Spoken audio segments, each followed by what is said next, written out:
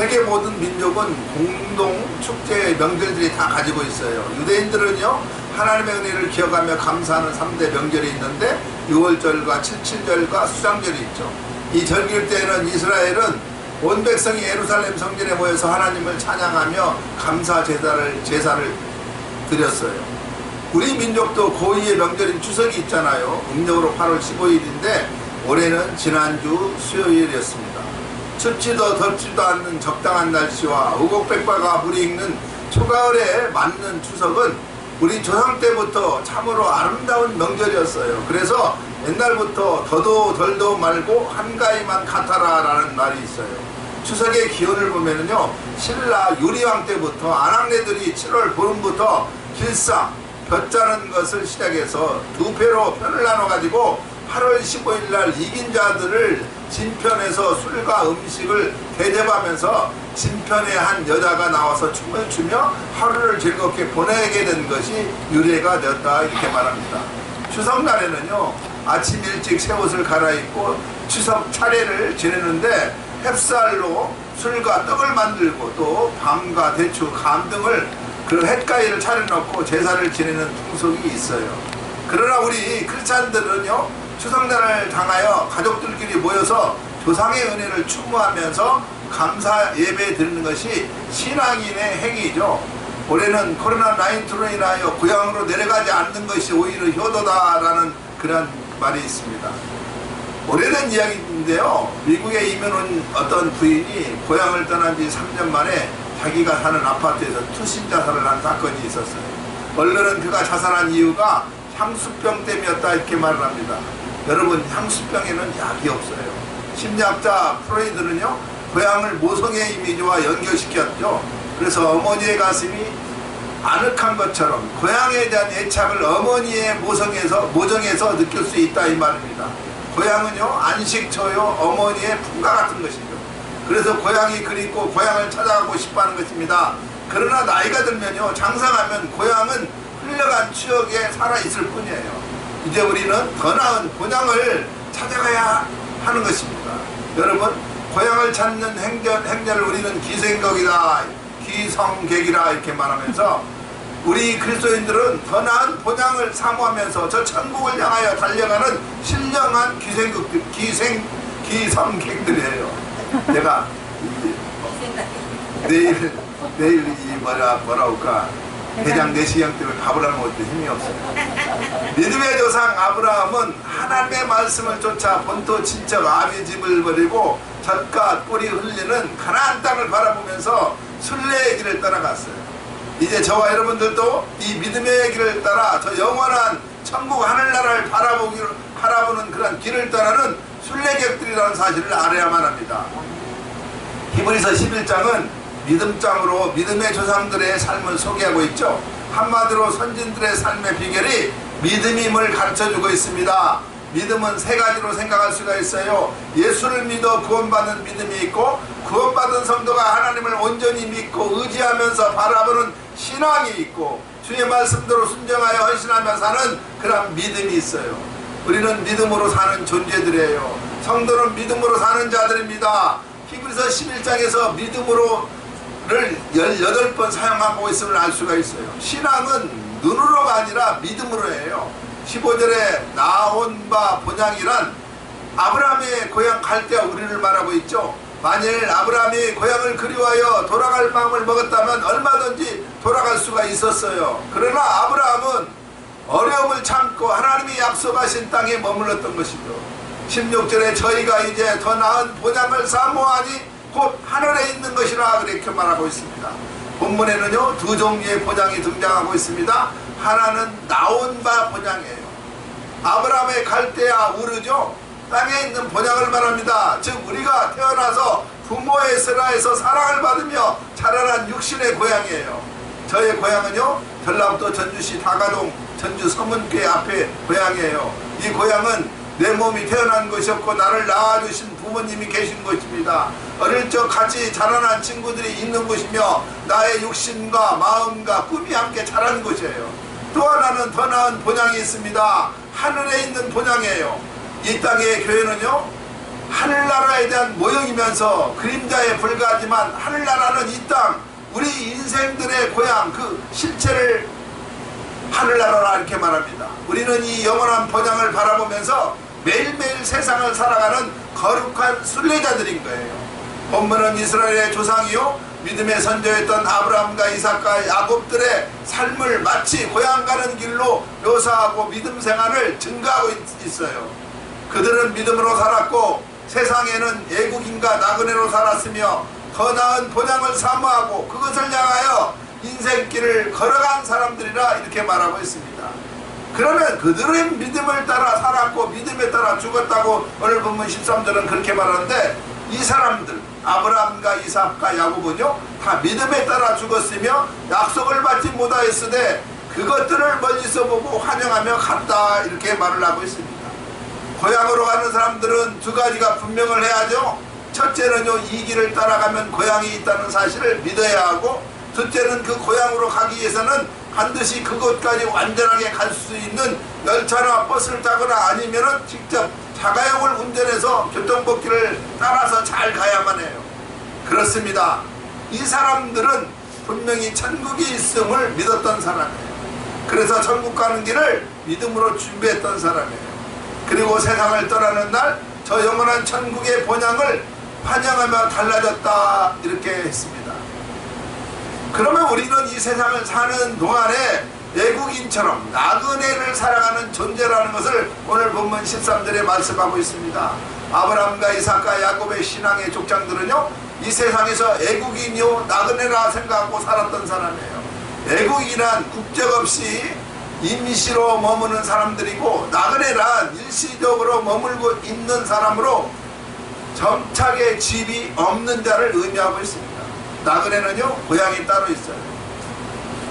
그런데 어떤 이유로 타향에 얼마 동안 머물러 있는 사람을 말하고 있죠. 그런 거로 그 생활은 항상 일시적일 수밖에 없습니다. 그렇다면 인생은 모두가 나그네와 같은 인생이에요. 우리가 미국으로, 캐나다로, 브라질로 이민을 가야만 나그네인 것이 아니에요. 조국에 한국에 살고 고향에 살아도 나그네인 거예요. 여러분, 우리 인생 모두는 이 세상에 한번 태어나서 낯설은 인생길을 걸어가는 나그네요. 또한 무덤을 향해 가는 그러한 행렬임을 알아야 하는 것입니다. 그러나 이와는 정반대의 행렬이 있습니다. 이는 하나님 나라를 향해 가는 거룩한 순례객들이라 이렇게 말해요. 이 행렬이 오늘 이 귀한 나눔과 섬김의 재단에 모였음을 여러분 믿으시기 바랍니다. 아브라함은 하나님의 말씀에 순종하여 본토 친척 아비 집을 떠났어요. 그리고 하나님이 지시한 땅으로 갔죠. 그는 언제나 나그네로 살았고 애국인같이 살았어요. 그 땅 어느 곳든지 그가 영원히 영주할 땅으로 생각하지 않았던 거예요. 창세기 23장 4절에 이하에 보면은요, 아브라함은 그의 사랑하는 아내 사라가 127세에 죽었을 때 헷적속 사람들에게 나는 당신들 중에 나그네요, 우거한 자니 천컨대 당신들 중에서 내게 매장지를 주어 소유를 삼아 나로 내 죽은 자를 내어 장사하게 해달라고 창세기 23장 4절에 이렇게 말씀하고 있습니다. 여러분, 진실로 인생은요 무상하고 허무한 게 우리 인생이에요. 세월이 가느라면 인생의 모두가 무덤을 남긴 채 따라갈 수밖에 없잖아요. 풍은아 다윗은요 역대상 29장 15절에서 인생을 이렇게 노래합니다. 주 앞에서는 우리가 우리 열조와 바람이 없이 나그네와 우거한 자라, 세상에 있는 날이 그림자 같아서 머무림이 없나이다 이렇게 고백을 해요. 또 본문 13절에서도 또 세상 땅에는 애국인과 나그네로다 이렇게 고백을 합니다. 아브라함의 대를 이은 믿음의 독장 야곱이 요셉의 안내로 애굽 바로 왕과 대면을 하죠. 그때 야곱은 자신이 지나온 날을 회고하면서 이야기를 하는데, 내 나그네의 세월이 130년이라 나의 연세가 얼마 못되니 우리 조상의 나그네 길의 세월에 미치지 못하고 험악한 세월을 보냈다고 창세기 47장 9절에 그렇게 고백하는 내용이 나옵니다. 실로 우리의 인생은요 나그네와 행인 같은 그러한 길을 가게 될 수밖에 없어요. 인생길이 대단한 것 같지만요 크게 보면 하룻밤 여간에서 유수가 곧 떠난 것과 똑같아요. 이해가 되십니까? 잘 살아도 한 세상이요, 못 살아도 한 세상이에요. 인생은 한번 왔다 가는 인생이에요. 누가 이 길을 거여갈 수가 있겠습니까? 시편 90편 3절에 주께서 사람을 뒷글로 돌아가게 하시고 말씀하시기를 너의 인생들은 돌아가게 하셨사오니, 여기서 돌아가라는 것은 하나님의 명령을 누가 거여갈 수 있겠다 이 말이에요.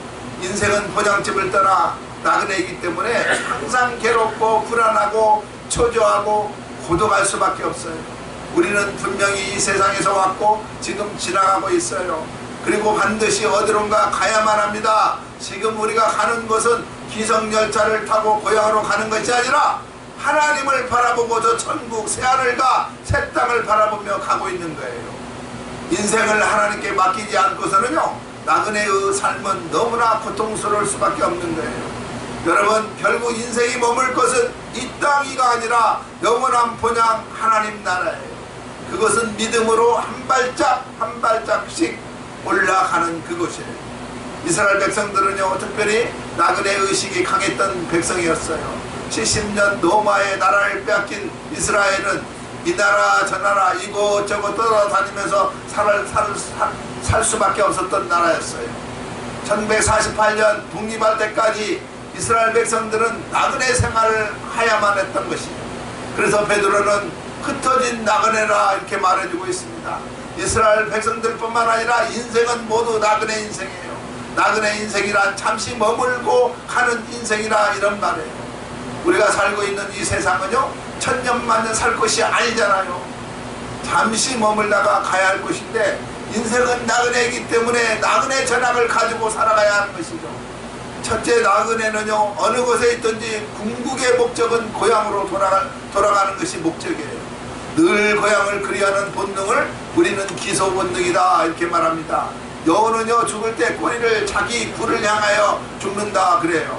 연어는 알에서 깨어서 강에 놓으면은 바다로 가서 살다가 알을 낳을 때가 되면요, 반드시 자기가 태어난 곳으로 돌아와서 알을 낳고 죽는다는 것이죠. 마찬가지로 우리들은 늘 하늘나라를 그리워하면서 본향을 그리워하는 철학이 우리 가운데 있어야만 합니다.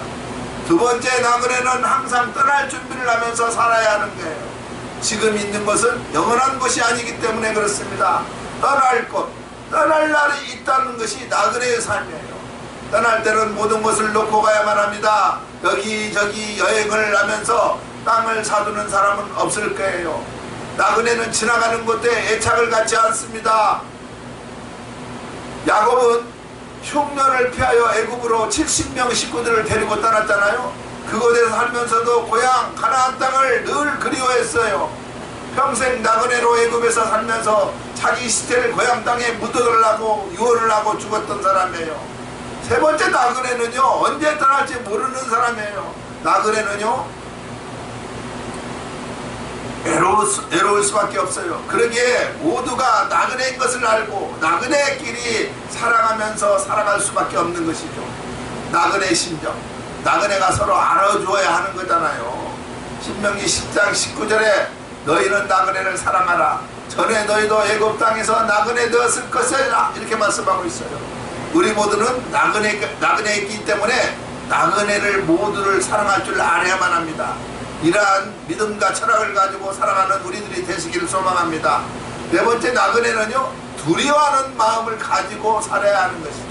베드로전서 1장 17절 보면 너희의 나그네로 있을 때 두려움으로 지키라. 나그네는 언제 어떻게 될지 모르는 사람이기 때문에 늘 두려운 마음을 가지고 살 수밖에 없어요.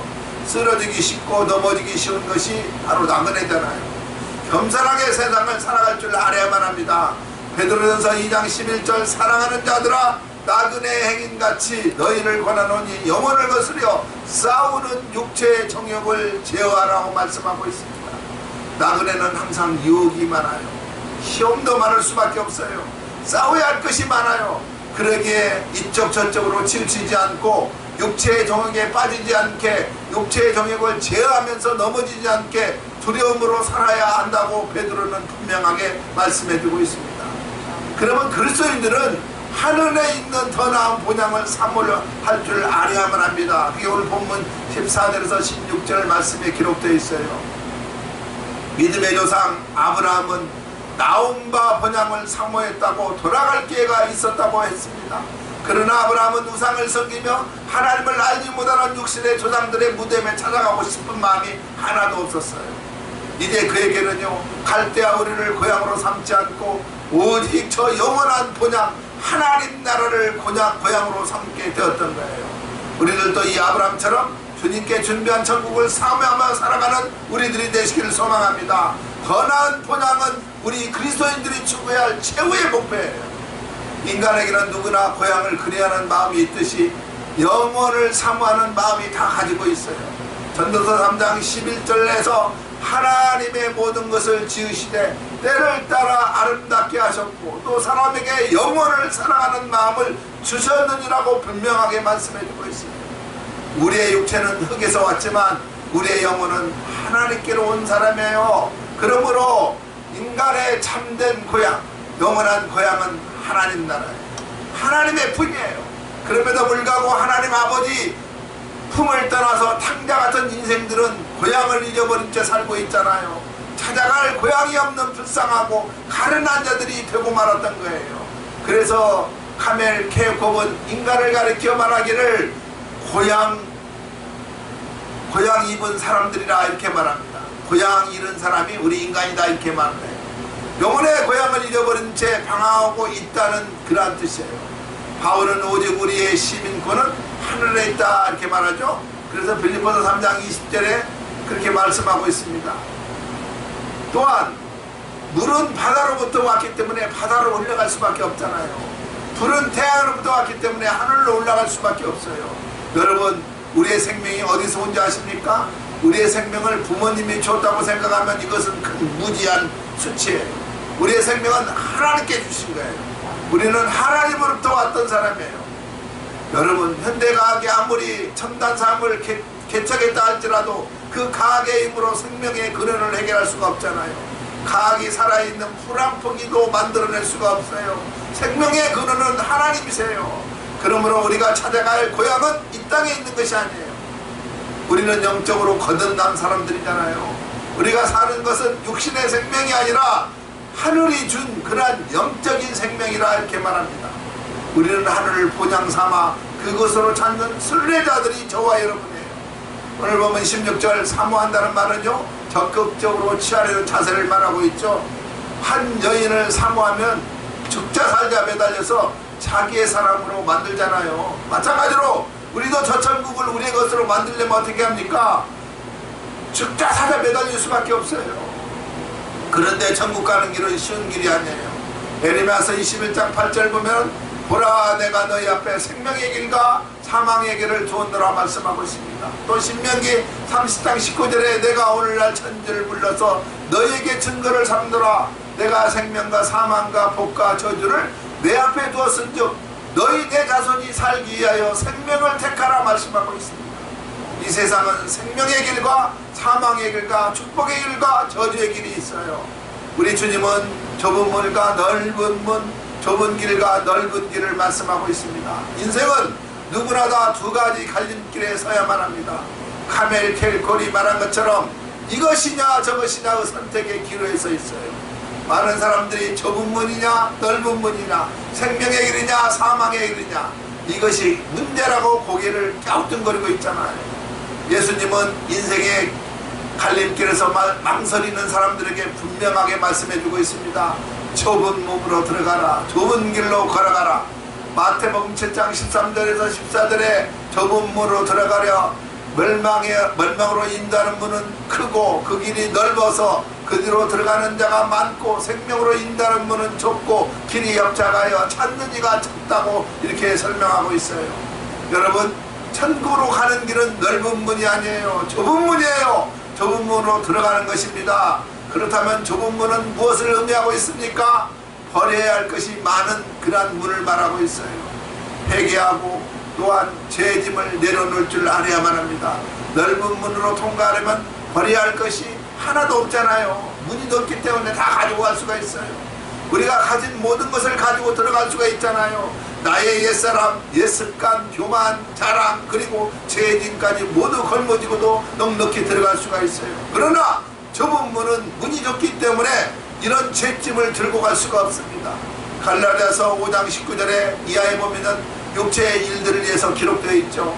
뭐라고 써 있습니까? 음행과 더러움과 호색, 우상숭배, 술수, 원수 맺는 거, 분쟁, 시기, 분냄, 당짓는 거, 불리함, 투기, 술취함, 방탕함, 이런 걸 말하고 있어요. 우리는 이런 온갖 죄를 회개하고 죄의 짐을 벗어버릴 줄 알아야하고 좁은 문으로 들어갈 줄 알아야만 합니다. 바울은 히브리서 12장 2절에서 믿음의 주요 또 온전케 하시인 예수를 바라보자고 말씀하고 있어요. 좁은 문은요, 예수를 바라봐야 들어가는 그 문이 좁은 문이에요. 이제 좁은 길은 무엇을 의미하고 있는지 아십니까? 고난의 길을 의미하고 있습니다. 십자가의 길은 고난의 길이에요. 우리 믿음의 길은 고난의 길이에요. 얼마나 신앙생활이 힘듭니까, 여러분? 주의를 철저하게 지키고 어려운 생활 가운데서도 하나님께 감사와 11조 새벽 시간에도 고난잠을 깨워서 새벽 기도에 참여하고 기도 생활에 힘쓰는 일, 정말 어려운 일이 아닙니까? 우리가 이 고난의 길을 걷는 것은요, 생명의 멸류관을 바라보기 때문에 그래요. 이 고난의 길을 잘 훈련받으면은 이 땅에서도 부귀영화의 길을 우리 하나님이 우리를 인도해 주시고 있습니다. 모세는 40년 동안 고난의 길 걷는 순례자였어요. 우리 모두는 거룩한 목표를 가지고 달려가는 순례자라는 사실이에요. 기독교의 역사는 믿음으로 집을 떠나 거룩한 생활을 하는 순례자의 길을 말하고 있습니다. 성 안토니오라는 성자는 부유한 집에서 자랐고 그 유산이 많아서 그도 부자였던 사람이었어요. 그런 그가 성경을 읽다가 한 부자 청년이 주님 앞에 나와서 내가 무엇을 하여야 영생을 얻으리까 물었을 때 주께서 너는 가서 너의 가진 것을 다 팔아 가난한 사람에게 나눠주고 그리고 와서 나를 따르라는 말씀을 읽다가 크게 찔림을 받았던 것이죠. 안토니오 청년은 나는 성경대로 살겠다, 주님 말씀대로 살겠다고 결심을 합니다. 그리고 자기 재산 일부를 누이들에게 나눠주고 나머지는 가난한 사람들에게 다 나눠주고 자신은 전도자가 되어서 아프리카 강야에 복음을 전하고 어려운 자들을 도와주는 성자 생활로 순례 생활로 삶을 보냈던 사람이에요. 안토니오는 저 천국 밝히보는 영안이 있었기 때문에 좀 더 나은 보장의 상급을 바라볼 수가 있었고 그 고난의 길을 자처했던 사람이었던 것입니다. 우리는 더 나은 보장이 있습니다. 여러분, 이 땅에 사는 어떠한 피조물도 한 치 앞을 헤아릴 수 없다 이렇게 말할 수가 있어요. 오직 그 일을 행하시는 분은 하나님이시기 때문에 그렇습니다. 여러분, 진리는 영원하는 게 진리예요. 그래서 어떤 사람들은 유교는 깊이 들어갈수록 완고하고 불교는 허무하고 기독교는 기쁨이 있다 이렇게 말을 합니다. 우리에게는 더 나은 본향이 있어요. 본향이 어딘지 아십니까, 여러분? 천국에 천당을 말하고 있습니다. 고린도전서 15장 19절에 만일 그리스도 안에서 우리의 바라는 것이 다만 이생뿐이면 모든 사람 가운데 우리가 더욱 불쌍한 자라고 말씀하고 있어요. 더 나은 본향은 세상 고향과는 비교조차도 할 수 없는 고향을 말하고 있습니다. 위치가 하늘에 있기 때문에 그렇습니다. 곧 하늘에 있는 것이라. 우리의 본향이 하늘에 있다는 것은 그 위치부터가 세상 고향과 다르다는 것을 의미하고 있잖아요. 또한 하나님께서 준비하시기 때문에 그렇습니다. 저희를 위하여 한 성을 예비하셨으니라. 마태복음 25장 34절을 보면은요, 창세로부터 너희를 위하여 예비된 나라를 상속하라고 말씀하고 있습니다. 그리고 요한복음 14장 2절에는 주님은 내가 너희를 위하여 처소를 예비하러 간다고 말씀하고 계셨고, 계시록 21장 2절에 가서는요, 거룩한 성 새 예루살렘의 하나님께로부터 하늘에서 내려오니라 이렇게 말씀하고 있습니다. 또 고린도서 5장 1절을 보면요, 하나님께 지으신 집이라 이렇게 말씀하고 있고요, 하늘에 있는 영원한 집이라고도 말하고 있습니다. 그렇습니다. 더 나은 본향은 하나님께서 만드신 거예요. 우리를 위해서 만드신 거예요. 그것은 영원한 거예요. 그것은 거룩한 거예요. 그것은 하나님과 영원히 함께 사는 것을 말하고 있습니다. 돌아갈 고향이 있는 사람은 행복한 사람이잖아요. 우리가 지금 이 세상에서 아무리 땅을 많이 가지려고 아우성을 치고 돈을 많이 벌려고 발버둥을 치며 바쁘고 분주하게 살아가고 있지만, 그러나 해가지고 밤이 찾아올 수밖에 없잖아요. 인생의 밤이 찾아옵니다. 죽음이 우리를 찾아와요. 그때 갈 곳이 없는 사람은 어떻게 되겠어요? 인생의 황혼이 되어서 주님 부르실 때 다들 주님의 부르심을 받아 행복한 표정으로 주님의 품으로 가는데, 아무리 불러준 사람이 없고 갈 것 없는 사람이 가장 불쌍한 사람 아닙니까? 고해 같은 세상에 살면서 돌아갈 본향을 사모하는 자는 참으로 복 있는 사람이에요. 여러분, 새 예루살렘 성은요, 너무나도 영광스러운 곳이에요. 찬란한 성이에요. 하나님이 친히 경영하시고 하나님의 손으로 지은 성이시기 때문에 그렇습니다. 우리가 육신의 장막을 벗게 되는 그 순간 우리는 바로 그곳에 올라가서 세세무궁토록 영생문락을 누릴 수밖에 없습니다. 그러면 우리가 갈 그 본향 천국은 어떠한 것이고 지옥은 어떠한 것인가 우리가 한번 살펴보고자 합니다. 첫째, 지옥부터 살펴봅니다. 지옥은 첫 번째는 불바다예요. 불못이라고 말하잖아요. 불러서 소금 치듯 하는 거예요. 불은 심판을 상징하고 저주를 뜻하잖아요. 구약시대 때 큰 범죄인에게는 불로 태우는 심판을 했어요, 사실적으로. 두 번째, 어두운 것이 지옥이에요. 마태복음 8장 12절에 바깥 어두운 곳에 쫓겨나 거기서 울며 이를 갈미 있으리라고 말씀하고 있습니다. 세 번째, 지옥은요, 세세토록 고통스러운 거예요. 영원한 고통을 말하고 있습니다. 네 번째, 슬피 울며 이를 가는 곳이에요. 사람들이 너무 고통스러워 이를 갈게 될 수밖에 없어요. 엄청난 괴로움을 참을 수밖에 없이 이를 갑니다. 아프면 막 이를 악물고 참잖아요. 마태복음 13장 50절, 풀무불에 던져 넣으리니 거기서 울며 이를 갈미 있습니다. 다섯 번째는요, 구더기도 죽지 않는 그곳이에요. 마가복음 9장 48절에 기록되어 있어요. 여섯 번째는요, 하나님이 없는 곳이에요. 일곱 번째는 누가 그 지옥으로 갑니까? 예수 믿지 않는 자리 가는 거예요. 마태복음 10장 28절에 몸은 죽어도 영혼은 능히 죽이지 못하는 자들을 두려워하지 말고 오직 몸과 영혼을 능히 지옥에 멸시하는 자를 두려워하라고 말씀하고 있습니다. 천국은 그러면 어떠한 것인지 아십니까? 첫째, 밤이 없는 거예요. 밤은 죄악과 공포의 상징이죠. 밤은 위험하잖아요. 두 번째는 질병과 고통이 없는 것이 천국이에요. 과학이 발달한 문명한 나라에도 질병과 고통은 수없이 있을 수밖에 없잖아요. 세 번째는요, 죽음과 슬픔이 없는 것이 천국이에요.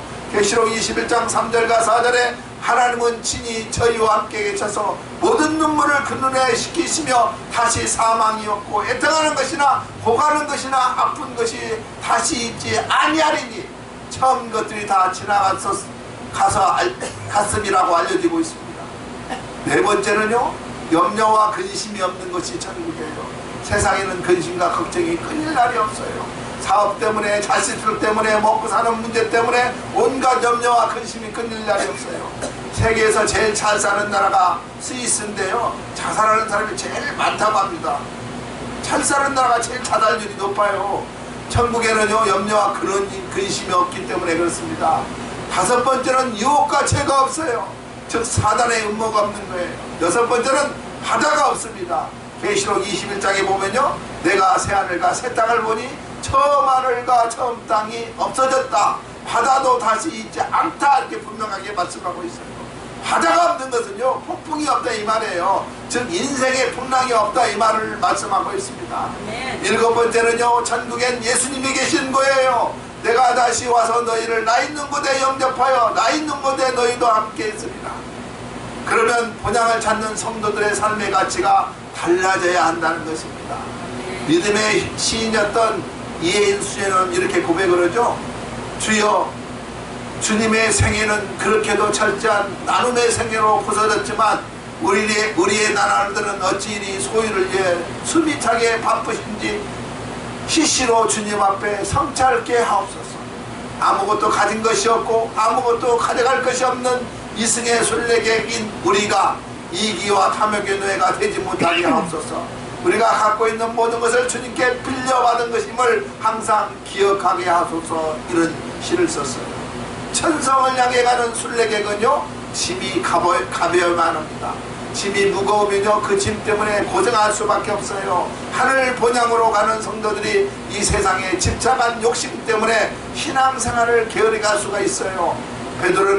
베드로전서 2장 11절에 사랑하는 자들아 나그네와 행인 같은 너희를 권하노니 영혼을 거스려 싸우는 육체의 정욕을 제어하라고 이렇게 당부하고 있습니다. 오늘 14절의 말씀대로 이 세상을 사랑하는 애국인과 나그네라는 분명한 의식이 있다면 세상은 달라질 수밖에 없고 그 안에 삶의 목적을 누릴 수 있게 되는 거예요. 마태복음 6장 33절 너희는 먼저 그의 나라와 그의 의를 구하라 그리하면 이 모든 것을 너희에게 더하시리. 여러분 우리의 믿음의 사람들은 산 목적이 달라야만 합니다. 가치와 차원도 달라야 해요. 세속에 썩어지고 없어질 것을 고려하지 말고 영원한 하늘나라에 가치가 있는 것을 자랑스러울 줄 알아야만 합니다. 우리 이제부터 자신있게 세상 사람들에게 전도하고 간증하며 사는 저와 여러분이 되시기를 소망합니다. 축원드립니다. 나는 하늘에 시민권이 있는 사람이다. 내 이름이 하늘나라 생명에 기록이 되는 사람이라고 자신있게 말하고 다닐 수 있는 저와 여러분이 되시기를 주님의 이름으로 축원드립니다. 기도하겠습니다. 하나님 아버지